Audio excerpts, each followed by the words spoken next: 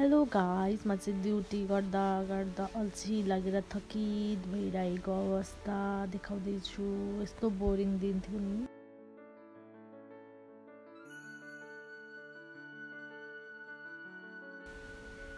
एउटा बिमारी आमा आउनु भएको थियो अनि उहाँलाई नि हेर्दै थियौँ हामी। यो चाहिँ हाम्रो ओपिडी रुम। आमा मात्रै हुनुहुन्छ, त्यस्तै हो, धेरै साह्रो बिमारी हुनुहुन्न थियो। अनि हाम्रो सिस्टरहरू हाई भन्दै हुनुहुन्छ हामीलाई।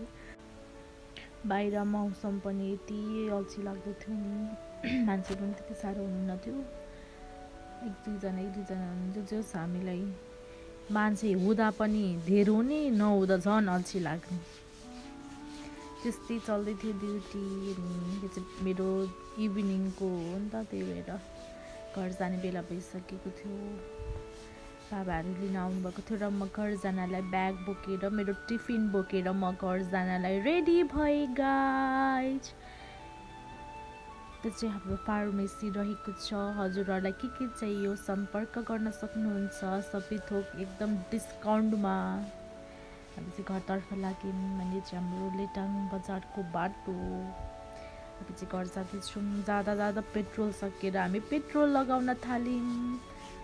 त्यही हो। सो पेट्रोल आएको बेलामा आफू मोडल भएर फोटो खिच्दैछु। भोक लागेर हामी चाउचाउ खाँदै घर गयौँ। By by.